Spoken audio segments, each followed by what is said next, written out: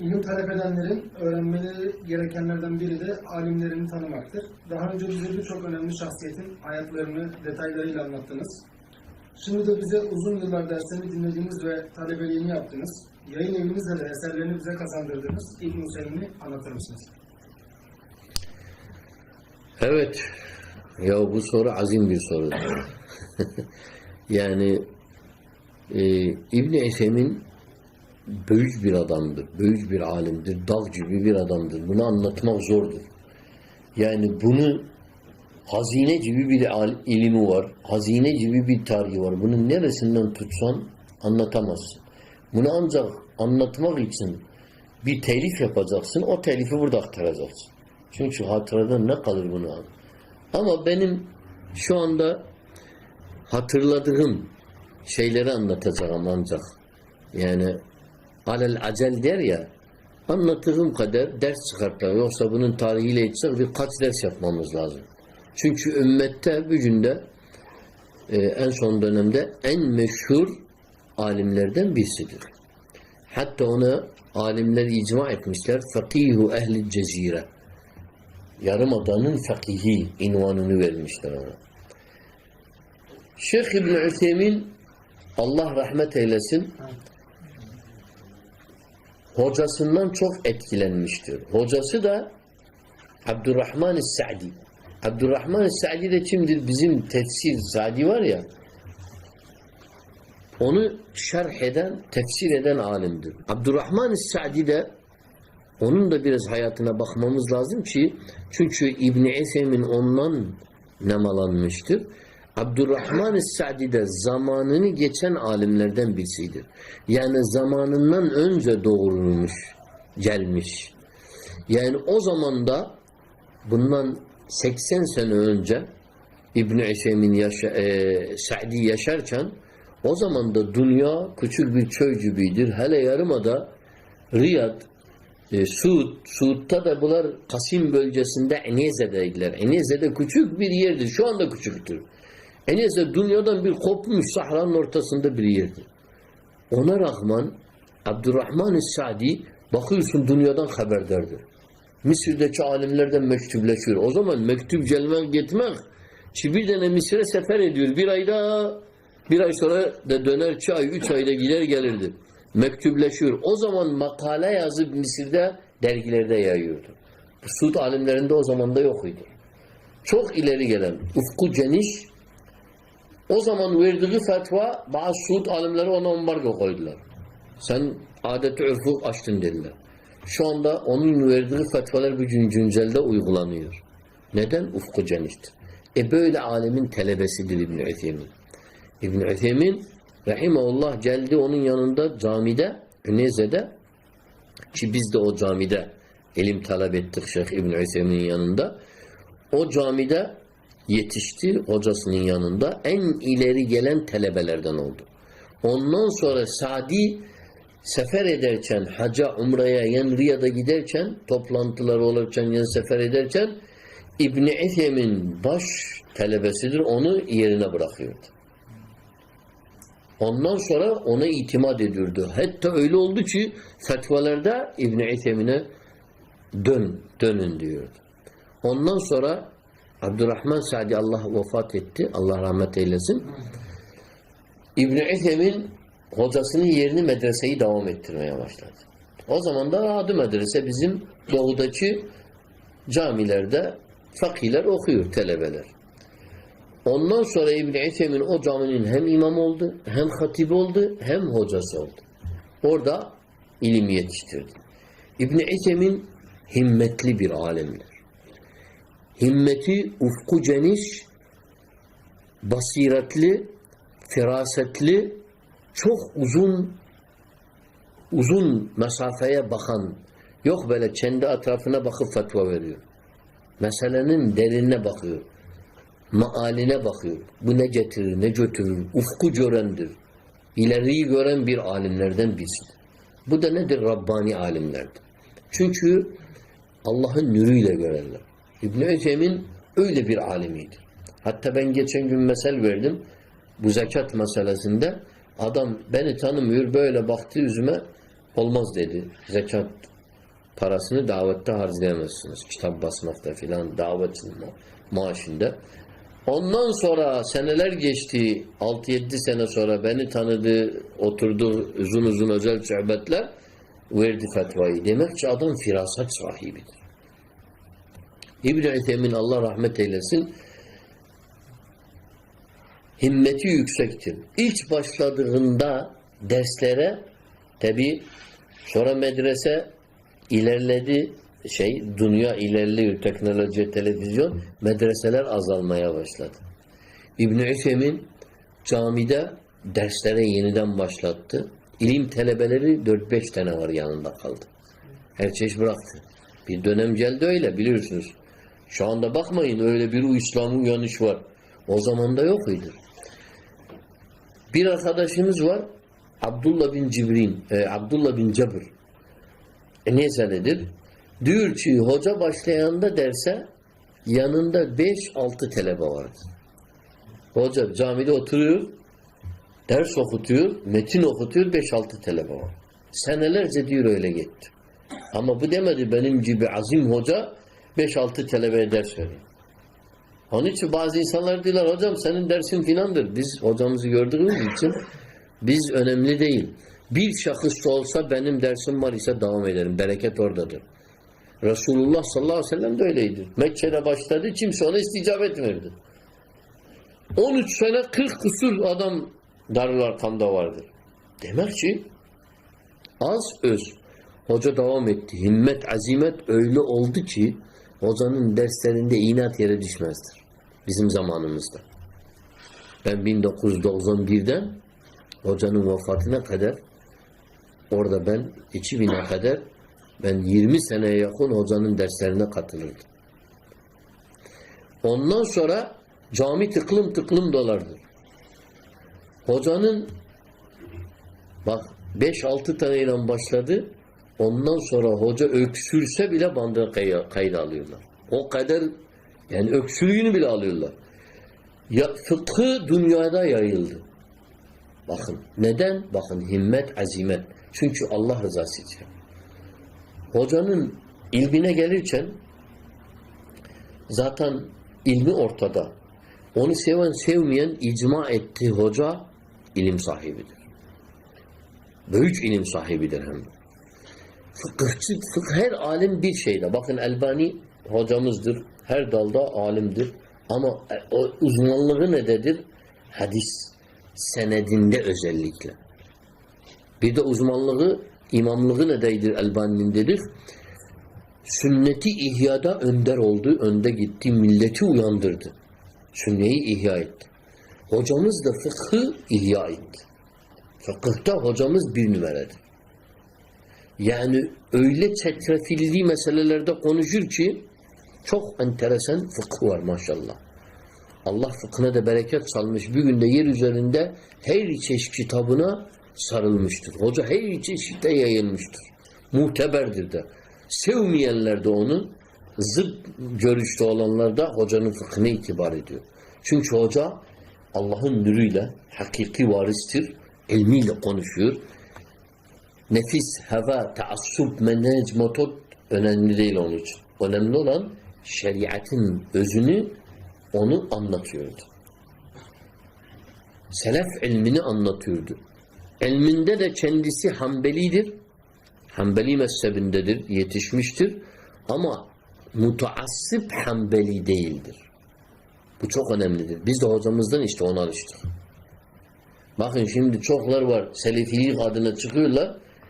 Mezhepleri iptal ediyorlar. Yani gelin bana uyun, ben yeni mezhep kurdum. Ama bizim hocalarımız hiç böyle yapmadı. Ne Bin Baz, ne İbn-i Cibrin. Hanbeli fıkhını, metnini bize okuturdular. Ondan sonra o metinde muhalefet yerlerde diyorlar bak bizim mezhepte konu burada muhalefet etmiş. Doğrusu budur, delil budur. Bunu da İmam Şafii daha isabet etmiş. Burada İmam Malik yan daha yine Ebu Hanife. Rahmetullah aleyhi mecmaîn. Onun için Zadil Mukni' kitabı var. Metindir Hanbeli fıkhı. Onu şerh ederken elhamdülillah ben de o derslerde bulundum. Hepsinde de olmasa. Onun da zaten kasetleri vardı. Ondan sonra kitaba boşalttılar onu. 16 ciltte bir kitaptır. Onu şerh ederken Zadil Mukni El-Mumti' fi şerhi Zadil Mukni şerh ederken bize neyi öğretti? Kuralda kalın. Mezhebinizin kuralında kalın. Ama mezhebin de hatalı tarafını uymayın. Bunu öğrendik hocadan. Demek ki hakikatte nedir? 4 mezhep hak ise biz onda kalacağız. Yeniden keşfetmeye gerek yok ama onda törpüleme gerek var ise törpüleme. Onun için hoca çok meselede Hanbeli mezhebine muhalefet etti. Delilleri zayıftır. Bunu da elimizde kitabı var, kasetleri var. Giden de okuyabilir. Ondan dolayı talebelerine bakıyorsun, hepsi itidalli, ağır başlı, ümmete, alime saygılı, ilimle varis gibi konuşuyorlar. Ama mezhepleri iptal edenler, o bilmez, o anlamaz, onu söylemek, buna yanlıştır, o bid'atçıdır, o taassüpçüdür. Gördük mü? Hakiki varisler bunlardır. İşte hocamızın bir özelliği de budur. Abdülkerim el-Hıdır, o da şu anda alimler heyetinin büyük alimlerdendir. Hadise daha yakındır. Fakihtir de aynı zamanda şu anda ileri gelen alimlerimizden birisidir. Bizim de aynı zamanda hem arkadaşımızdır hem hocamızdır. Abdülkerim Hıdır diyor ki, vallahi diyor bize diyor ki biz eskiden ilme korkardık. İlme girerdik. İlm heybetlidir. İlim talebi, fıkıh, usulü fıkıh, tefsir, alim işidir. Hayatlarına alimler koymuşlar. Diyor bu heybetini kırdı hoca. İbn-i Esemin. Bu önümüzde bir sed vardır. O seddi kırdı. O heybet işte şeytandandır, korkutuyor bizi. O heybeti kırdı. Fıkıh diyorsun. Diyor size Abdülkerim Hızer'in dediler. Size ilmi öyle kolaylaştırdı, bir tabakta getirdi verdi size. Yani bir yemek, en zor yemeklerden birisi. Nasıl yapılır? İşte pazara gideceksin, bir kat çeşit alacaksın, saatlerce mutfakta çalışırlar. Ondan sonra önüne senin bir tabakta gelir, yersin 5 dakikada biter. İşte o tabakta bize ilmi verdi. Bil fiil gücünde fıkıh öğrenen, tefsiri öğrenen hocanın kasetlerini, kitaplarını okusun, bakıyorsun adam doğru yoldan ilmi olup aydınlanıyor. Ama diğerleri çetrefilli yollardan, çünkü nedir? Bu hakiki miras çizgisinden gidiyor. Hocanın ilmi o kadar önemli bir ilmi vardır. Bereketli bir adamıydır. Bir de öyle konuşur ki sesini duyan hocanın diyor bu ne heybetli böyle adamdır. İri yapılıdır. Görsen de hacmi bu kadardır. Küçücük. Hoca böyle ince, zarif bir bedeni var. Kısa boylu, zayıf, çok zayıf. Takvadan çok zayıftır. Yürür camisiyle mescidi arasında 20 dakika yürümekten 5 vakit gider gelir oraya. Bir gün bana randevu verdi. Dedi zaman yoktur dedi ey Abdullah dedi. İkindi namazından sonra bir kısa dersi var. Soru cevap yarım saat. Dedi camiden eve kadar senindir dedi. 20 dakika eyvallah 20 dakika hocayla büyük nimettir. Bir çift proje var anlatırım. 5-6 soru var özel hocadan alacağım. 20 dakika nimettir. Bir de hocayla yürüyorsun. Çıktık camiden başladık. Bir tane salam verdi Cezayirli bir çocuk. Hocam dedi bir soru soracağım. Çok acil Cezayir'e gidiyoruz. Hoca dedi zaman benim değil bu adamın mülküdür. Bu Şeyh Abdullah'ın mülküdür dedi. Dedi izin iste ondan cevap verin. Ben de dedim hay hocam ben Allah'tan istiyorum. Yani bir soru sorsun ben de bir şey öğreneyim. Tamam dedim hocam. Sordu. Bir cevabını verdi. Dedi bir söz dedi artık dedi sen haddi açtın. Kusura bakma. Hadi Abdullah gidelim dedi. Yani bir sene pas verdik. Kırmadık seni. Çince artık adam da Türkçeden gelmiş.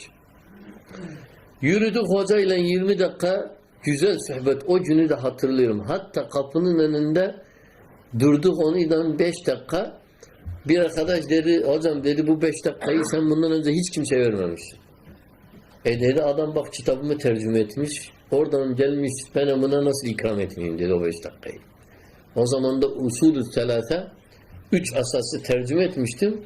Hocaya geldim dedim size müjde vereyim diye. Hocam bu kitabı tercüme ettik inşallah bu yakında basacağız.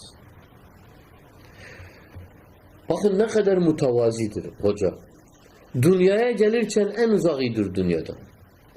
Bir gün diyor ki ben bunu kendi kulağımla duydum. Diyor ki Abdullah el-Celali var.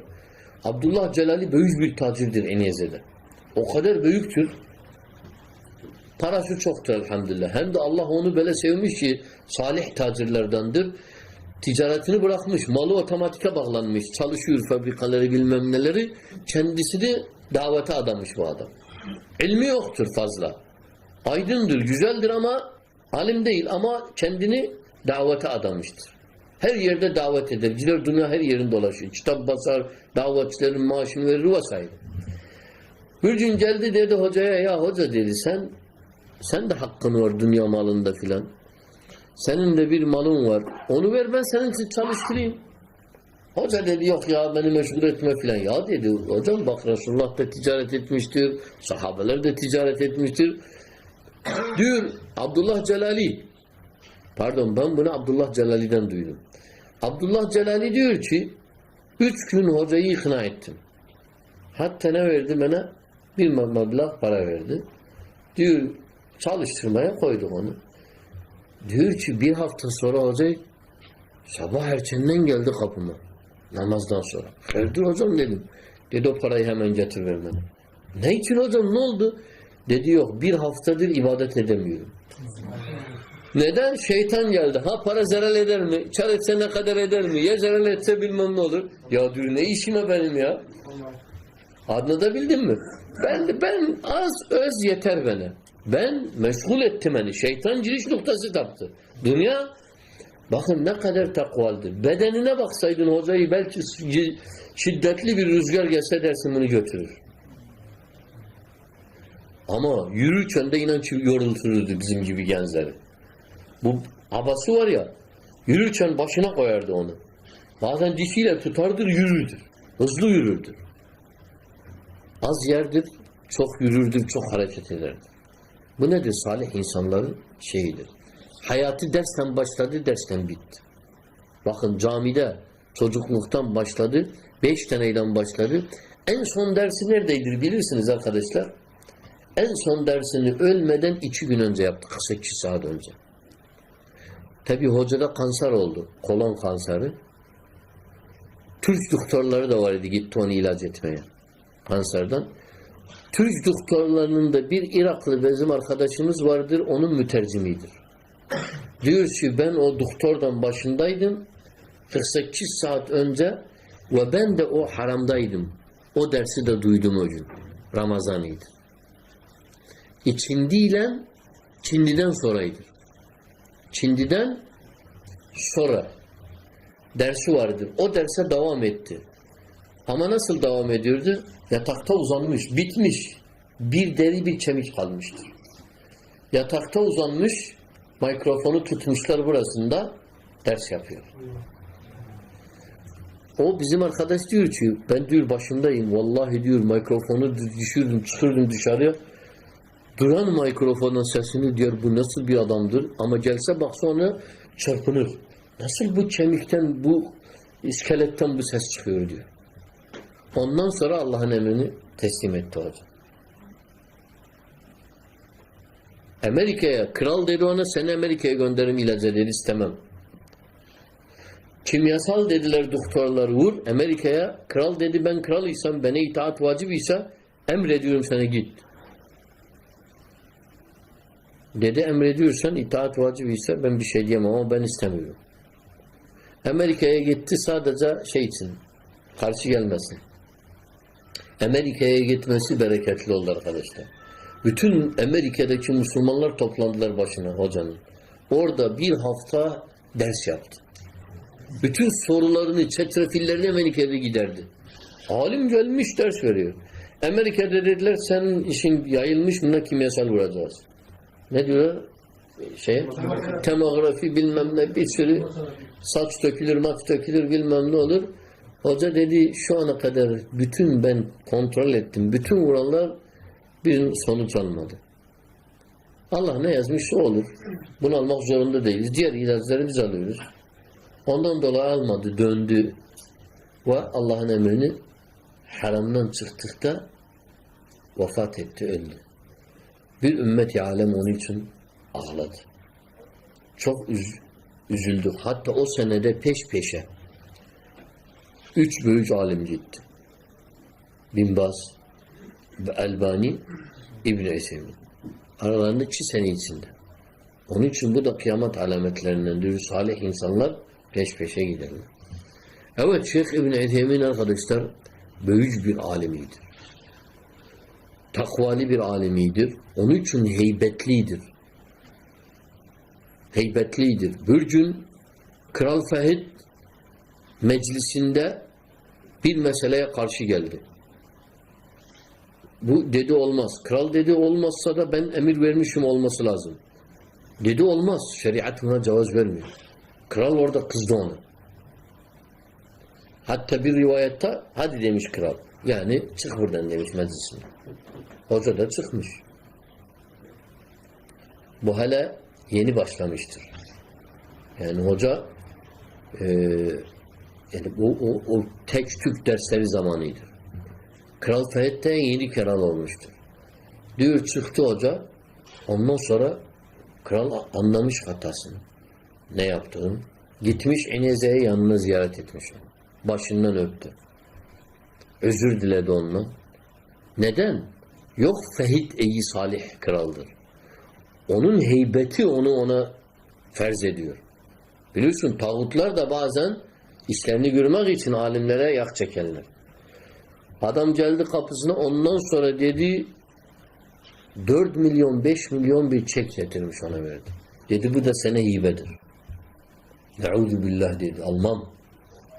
Bunu ben hak etmemişim. Dedi kral verdikten sonra kralın malı geri dönülmez. Biliyorsun sen. Dedi öyleyse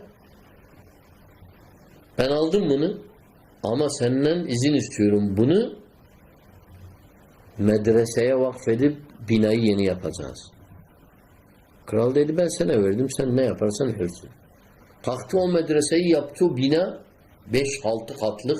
Ki biz o binada giderdik. Bazen geceler kalırdık. Orada talebeler yerdiler, içerdiler, kalkardılar. Yüzlerce talebeler. O binada. Caminin yanındaydı. Şu anda da var hala. Şeyhin talebeleri de devam ediyor o medreselerde bugün. Anlatabildim? İşte böyle dünya onun gözünde bir şey değil. Bir mesele daha anlatayım size. Şeyhin tavazısından. Şeyh ümmette allame-i cihandır işte. Parmakla görüştüğüne kaç taneden birisidir. Ne yerdi, ne içerdi sizce? İşte bak ticarete parasını yatırmadı. Ne yerdi, ne içerdi bilir misiniz? Öğretmenidir. Enteresan değil mi? Öğretmenidir. Lisede öğretmenidir. Sonra İmam Muhammed İbn Suud'un bir bölümü Kasım'da açıldı. Buraya da ciddi orada üniversiteye aldılar onu. Üniversitede talebeleri ders veriyor. Fakültede. Ölene kadar da. Hiç inanır mısınız? Yani üniversite talebesi ne olur? Yeni genç kalkmış. Hocanın kıymetini bilir. Girerdi, onlardan uğraşırdı. Onlardan uğraşırdı. O talebelerden uğraşır. Avrak tasih yaparmış. Tabii not veriyor, imtihan avraklarını. Oturup derste ders verirdi. Neden? Halal parasını kazansın. Onun için bu alimlerin bereketli daveti olur. Yani büyük bir alim istese böyle yapsa talebeler onun için arabaları getirir. Zengin adamlar can atıyorlar. Hoca bes istesin şekleri yazdılar onun için. Kendi alnının teriyle ölene kadar maaşı ve şu anda da emeklisi devam ediyor ailesi için. Onun bir kuruşu halaldir. Kendi alnının teriyle yetişmiştir. Hoca aynı zamanda Abdurrahman Sa'di'den sonra Hocası öldükten sonra Riyad'a gelip Binbaz'ın yanında okurdu. Muhammed İbni İbrahim'in yanına gelmiş. Mısır'dan gelen o zamanda Cemal Abdülnasır tağutu o zamanda Mısır'a şey yaparken Mısır'daki alimlerin birçoğu hicret etti. Camiada orada kuruldu, üniversite. Geldiler orada ders verdi. Hoca onların yanından hepsinden ders almıştır. Şankiti'nin yanında da okumuştur tefsir sahibi. Yani hocanın alimleri hocaları çoktur, zengindir. Kendisi tek başına bana göre bir ümmettir hoca. İbn-i Üthemin hocamız Allah rahmet eylesin çok büyük alimdir. Çok fıkıhta insan onun fıkhını okudukça fıkhından nübüvvetin kokusunu alıyor. Evet, Allah onu rahmet eylesin. Aslında İbn-i Üthemin'le aktarmak çok meselesi var. Şeyh'ten Allah rahmet eylesin. Çok meseleleri onun hayatında esprileri var. Yani saat 11'den de 12 arasında evinde bir dersi var idi. Bab-i meftuh. Açık kapı dersi. Evinin kapısı açıktır. Talebeler gelirdir. Ben o derslere çok katılmışım. Ondan sonra onları bastılar. Bazı soruları var. Ben sormuşum o derste de şu anda kitapta var. Yazılıdır. Var. Bab-i meftuh evinde. Hayatı dersten iyidir. Dersten yatıp dersten kalkardı. Kitaptan yatıp kitaptan kalkardı. Nereye geçseydi ders yapardı.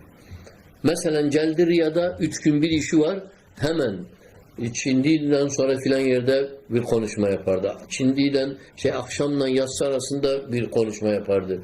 Bakanları gidip ziyaret ederdir. Emir bil ma'ruf nehyen münker yapardı. Her çeşit onu severdi. Bütün alimler ona saygısı varıydı. Her çeşit onu başından öpüp saygı gösterirdi. Neden? İşte bu iman nuruyla ilim hakiki varislerden birisi. Allah onu rahmet eylesin. Elimizde çok kitap bıraktı hoca.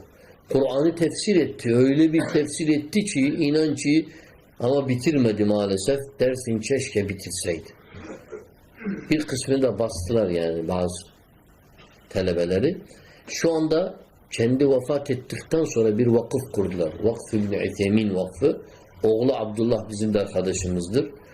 O onun başındadır. Hocanın bütün kitaplarını, şeylerini, kasetlerini hepsini toparlayıp kontrolden basıyorlar.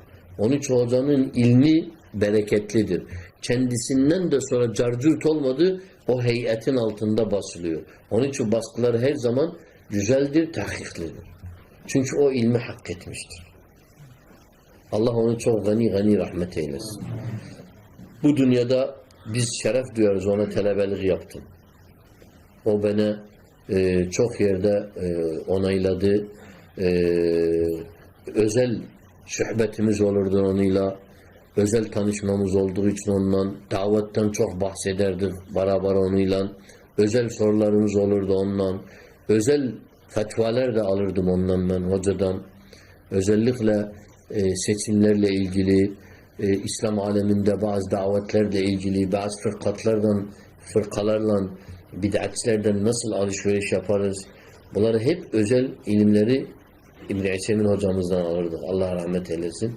Onun için bu dünyada bizi onunla topladığı gibi ümit ederiz. Onunla Resulullah'ın yanında hocamızdan hepimizi bir arada toplasın. Çünkü bugün de biz ne konuşursak inan ki onun bereketindendir. Onun izi var, onun eseri var üzerimizde. Elhamdülillah. Allah onu çok rahmet eylesin. Onu ve bütün hocalar. Ben İbn-i Hüseyin'in şeyi soracaktım. Hiç kerametini gördünüz mü?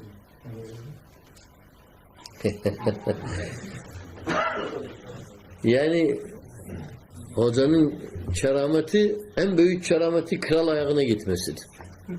Değil mi? Gidip özür dilemesidir, başından öpmesidir. Orada baş öpmek, büyük adamın başı öpülür. Bizim de Türklerde çocukların başı öpülür, büyüklerin el öpülür. Orada büyüklerin başı öpülür. Onun için kral geldi onun yanına başını öptü. Bu Abdullah gücündeki kral, ilk kral aldığında, ilk kral oldu hemen haftasında gitti onun evinde ziyaret etti onu. Demek bu alimlerde heybetlidir. Bu alimlerden destek alıyorlar. Anlatabildim mi? Bu alimler de İbn-i Üseym'in hiçbir zaman resmi bir vazife kabul etmedi. Heyet büyük alimler heyetinde üyeydir sadece. Ama vazifesi hükmette yoktur. Sadece öğretmenliktir. Ne demektir bu? Yani alimlerimiz ne demiş? Sultanın kapısı fitne kapısıdır, yöneticinin. Uzak duracaksın. Onun için uzak duracaksın. Onun için sen alim onların kapısına gitmesen onlar senin kapısına gelir. İşte Çin kraldan yaşadı. Kapısına geldi her ikisi de. Bu en büyük keramettir bence. En büyük kerametlerden de birisi ilmi ündüsünden sonra yayıldı. Bu kadar talebeleri var. Sayacı onun tıklıyor. Bugün de biz burada konuşuyoruz, onun sayacı tıklıyor. Bu keramet değilse nedir? Yani illa keramet, sana desin asayı ilana çevirsin. Yanında havada uçsun. Bakın arkadaşlar, olabilir bu da, bu keramet de olabilir. Ama alimler diyor ehl-i sünnet, niye sahabe zamanında keramet çok az idir, el sayısı kadarıyla? Neden? Çünkü keramete ihtiyaçları yoktur. Ehli imanın keramete ihtiyacı yoktur. Kime keramet gösterilir? İmanı zayıftır. O kerameti görsün, iman etsin. Keramet de mucizenin neyidir? Küçülmüşüdür. Mucize niye getirir peygamberler? Kafirler iman etsinler. Bu Allah Teala'dan eğer tabiri caizse bir yardımdır. Avam dilinde bir pastır. Allah Teala hem bize şey yapıyor, yardım ediyor yani aynı zamanda. Ya keramet gelin, gitmeyin şeytanın peşine. Yani en büyük keramettir. En büyük keramet ilmi şu anda elhamdülillah dünyada yayılıyor. Daha keramet ne olacaktı? En büyük keramet adam dirhem dinar bırakmadı. Mal bırakmadı. Ama halal maaşı emeklisi şu anda çoluk çocuğuna bıraktı. Onda da bereket var işte. Azdır, ezdir. Adamlar dünya kadar bırakıyor para. Ne kendisi rahat ediyor öldükten sonra, ne evlatları. Size bir örnek vereyim. Türkiye'de zengin adam var. İkisi de öldü gitti. Ne oldular? Bu kadar parayı kolda. Birisi kimidir? Koç. Koç öldükten sonra bile rahat etmedi. 3 gün ölmüştü. Türbeyi kazdılar, cenazesini çaldılar, fidye istediler. Sonra da çıktı cenaze 10 metre o tarafta gömmüşler onu. Adam kabrinde bile rahat etmedi. Kaldığı para onun sayacını tıklatıyor mu? Tersine mi? Yoksa ileri mi? Tabii tersine. İleri cennete gidiyor, terse taşa gidiyor. Neden? Çünkü aynen Resulullah dediği gibi Hazreti Ayşe dedi, Abdullah İbni Ced'an cahiliyede çok herkeret ederdir. Kapısı açıktır, yemek verirdir, fakir fukaraya, insanların borcun giderdirdir. Bu cennete gitmez mi? Dedi. Hayır gitmez. Ne için dedi? Dedi çünkü lem yekul Rabbi Allah. Allah benim Rabbimdir. Sen etmedi. Olabilir bunlar camide yaptılar ama faydaları yoktur. Evet. Yani en büyük keramet İbn-i Hüseyin'in bugüne kadar ilmi yer üzerinde yayılıyor. Nasıl peygamberlerin adı ağzımızda dolaşıyor, alimlerin de ağzı onların kerametidir. Adları kıyamete kadar da kalacaktır inşallah.